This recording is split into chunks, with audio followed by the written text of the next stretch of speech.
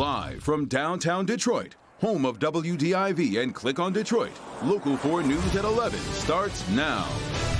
A 12-year-old boy attacked by a dog. When it started dragging me, it kind of like bit in deeper, and then it kind of like, then it really started hurting. Why he's glad it was him that got hurt. The hottest of the hot could be coming tomorrow, but the weekend will be virtually indistinguishable. We'll look at just how long this summer preview will last. Okay, Ben. But we begin with the date of Michigan will officially reopen as the governor strikes a deal with the Republican-led legislature about what comes next in the pandemic. Today, Governor Whitmer announced when all major COVID restrictions will be lifted. State will be back open in less than a month and a half. It is happening, though, in two phases. The first comes June 1st. That's when all outdoor capacity limits are going to be lifted. There will still be a 50% capacity limit indoors, but the 11 p.m. curfew for bars and restaurants will be lifted. We have to point out, though, people who are not fully vaccinated should still wear masks. On July 1st, there will be no more gathering limits, and the mask mandate will be lifted for everyone, regardless of vaccination status. Businesses, though, can still require them. The governor says on this date, life will be back to normal for the most part. We look at this as the last moment of these types of orders. We will be able to sing at church, dance at weddings, cheer at games, hug each other, and laugh together. I know that is welcome news to so many. Governor says the change in CDC recommendation pushed her team to scrap her original plan that, of course, tied reopening to vaccine rates. She did not close the door completely, though, on more restrictions. She says there is a possibility of targeted orders to protect vulnerable people. But all future pandemic orders may include more input from Republicans in the state legislature. After months of fighting, the governor and legislative leaders have come to an agreement on some COVID rules and the budget. Mara McDonald, live downtown, not a full thaw in relations here in Lansing, but certainly a lot less chilly than they were, Mara. Well, Devin, sort of a detente, I guess we can say. So here's where we're at. We've got a deal between the governor and the GOP-led legislature. Let me show you what it looks like. The GOP-led legislature has been furious over what it views as the governor's consistent overreach during the pandemic, issuing rules originally under a law the Michigan Supreme Court kicked to the curb, and then through the state health department. Now, Whitmer is agreeing to discuss a role for the legislature in future pandemic orders. The idea that the legislature could be locked out of any future discussions, whether MIOSHA puts a mask on somebody or an employee or a customer walking in, is antithetical to our democracy as it is. So I'm very happy with the idea that the governor has pulled them back now. Whitmer is also abandoning a plan to give MIOSHA permanent COVID work rules.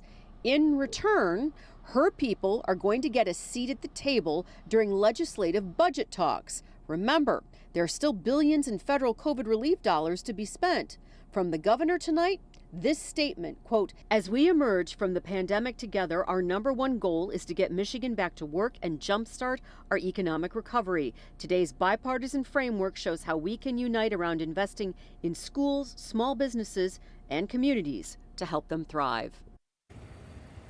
Back here live, something interesting to look at. So you look at what the governor sent out about this today and what the legislature sent out about this today.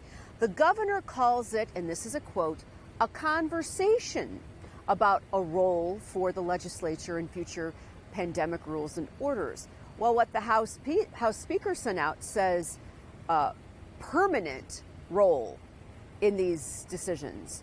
So there's kind of a disconnect between those two.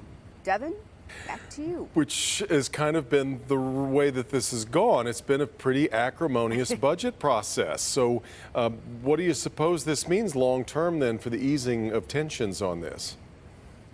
Well, I think we have an unknown player in the mix right now. You know, Detroit CFO Dave Masseron, or former Detroit CFO Dave Masseron, is now Governor Whitmer's new budget director. I mean, he is brand spanking new in this job. He's the one who's going to be sitting at that table. So I guess let's see what a new player in the game does to the whole field. To the mix, exactly right. Yeah. All right, Mara. The state released new mask guidance for schools today. Health officials say masks should still be worn in the classroom and during indoor contact sports because most students are not vaccinated. Right now, the Pfizer vaccine is, of course, only authorized for children age 12 and up. But we are in the middle of a heat wave, and it won't cool down around here for a while. In fact, a warning about air quality tomorrow, Ben.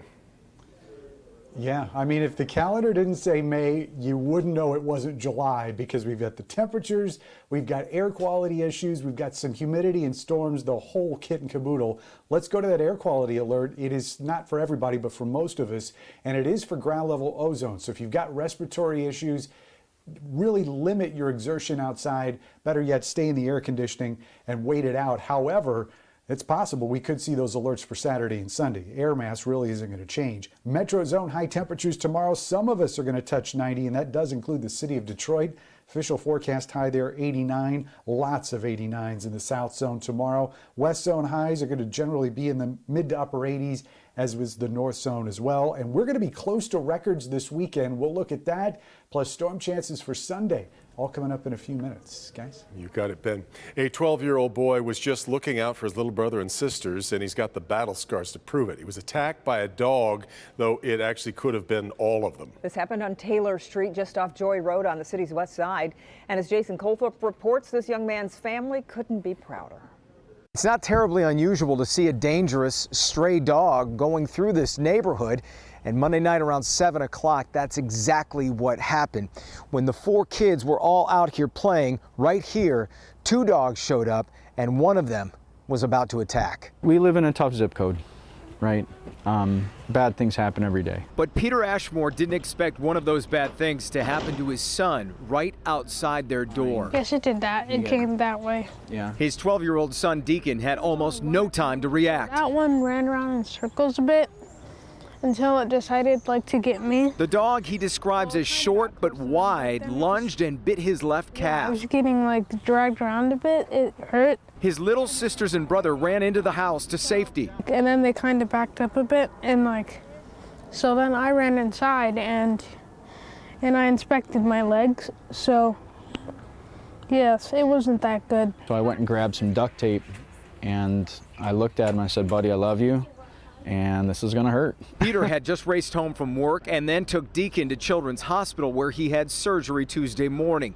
He's now back home recovering, even getting some well wishes from his 6th grade classmates. And yes, his brother and sisters are pretty grateful too. I'm pretty glad because if it was them, they would have been very more injured than me. Deacon's such a thoughtful kid and really just continuously puts other people in front of himself.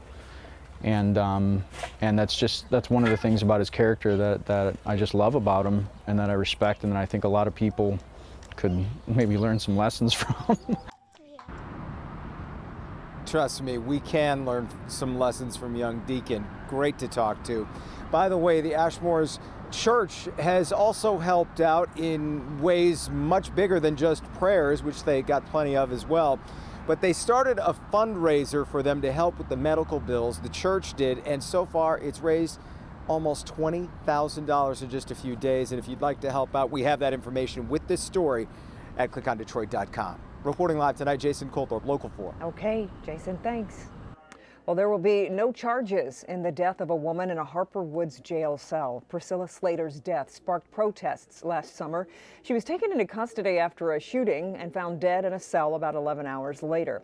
Wayne County Prosecutor Kim Worthy says Slater had a heart attack and there is no evidence she was mistreated in custody. In August, the city fired 2 police officers for allegedly trying to hide evidence related to Slater's death. We are hearing from Detroit police after officers make an arrest in the shooting death of an innocent woman. 18-year-old Morgan Dawkins was killed yesterday. It happened in the parking lot of a gas station on East Outer near Conant. Dawkins had just stopped there with a friend when shots went off. Police today arrested the 23-year-old man who allegedly pulled the trigger.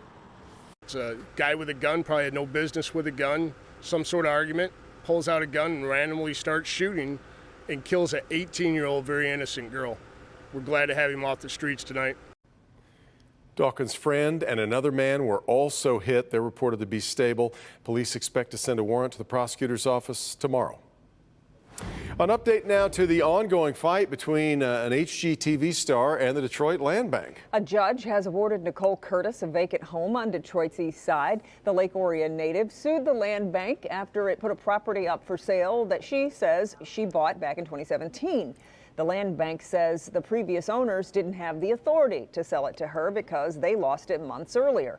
Well, today a judge ruled the land bank did have the property title but didn't record it until after Curtis recorded her deed. The land bank says it will not fight the ruling. It's a truck that can power your house. Last night we showed you the unveiling of Ford's new electric F-150. Tonight, how many people have signed up to be among the first to get one? And they look just like snacks, a bag of potato chips or cookies, but police say what's really inside these packages could be dangerous for children. They're warning for parents. And a ceasefire is in effect. Israel and Hamas agree to end an 11-day war. What the U.S. will do going forward to encourage peace in the Middle East.